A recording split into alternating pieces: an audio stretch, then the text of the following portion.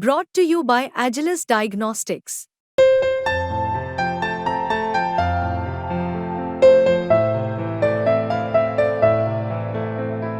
Agilus Diagnostics.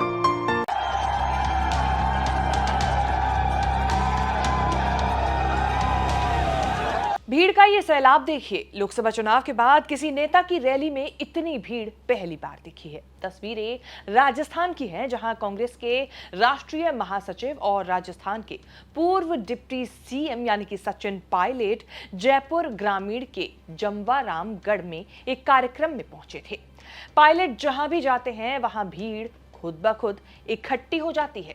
Sachin Pilot Rajasthan Congress के प्रदेश अध्यक्ष और 2018 के विधानसभा चुनाव में जीत के बाद कांग्रेस की ओर से मुख्यमंत्री पद के मजबूत दावेदार रहे हैं।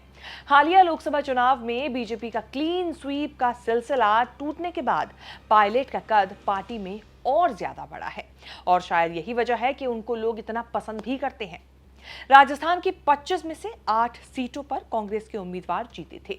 3 सीटों पर कांग्रेस समर्थित उम्मीदवारों को जीत मिली थी। कांग्रेस के फ्यूचर फेस पायलट को लेकर बीजेपी नेताओं के हालिया बयान यही संकेत दे रहे हैं कि पार्टी ने अभी से ही उन्हें घेरने की रणनीति पर अमल करना शुरू कर दिया है। जयपुर ग्रामीण के जमवारामगढ़ में हुए हालिया कार्यक्रम में पायलट ने अपने विरोधियों को बड़ी ही शालीनता के साथ जवाब भी दिया। सचिन पायलट का कहना है कि राजनीति में विरोध की एक मर्यादा होती है। विचारों का विरोध हो सकता है, लेकिन भाषा की गरिमा जरूरी है। आगे अपने विरोधियों को पायलट समझाते हुए क्या कुछ कहते हैं, वो भी शालीनता के साथ सुनिए। हम लोग राजनीति में हैं, हमारे विरोधी भी हो सकते हैं। विरोध होता है वैचारिक सोच का, काम करने के तरीके का, उस पर चर्चा हो, संवाद हो। लेकिन जो लोग हमारी राजनीति को जानते हैं वो समझते हैं हमने बड़े से बड़े विरोधी का भी अगर विरोध किया है, डट कर किया है, लेकिन संयम से किया है, मर्यादापूर्ण भाषा से किया है।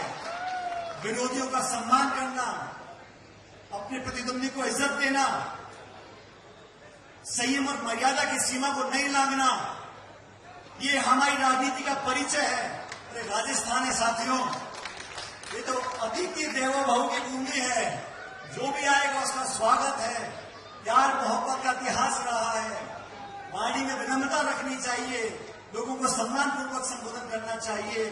और अगर राजनीति की बात आ रही है तो उपचुनाव आने वाले 5-6 जगह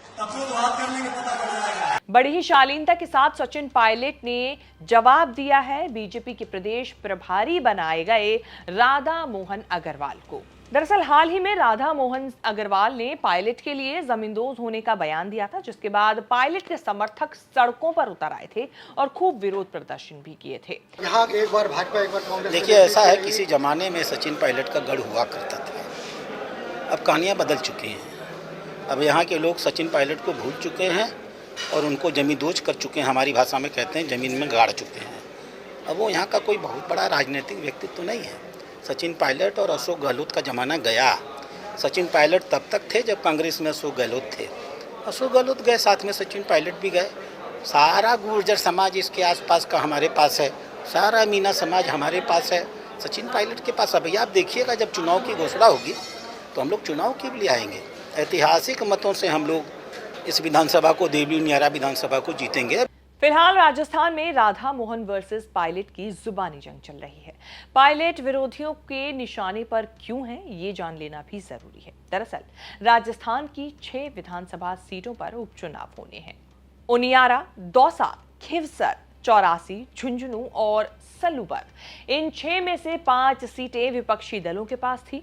राजस्थान चुनाव में उनियारा विधानसभा सीट से हरिश्चंद्र मीणा, दौसा से मुरारीलाल मीणा और झुंझुनू से ब्रजेंद्र ओला चुनाव जीतकर विधानसभा पहुंचे थे।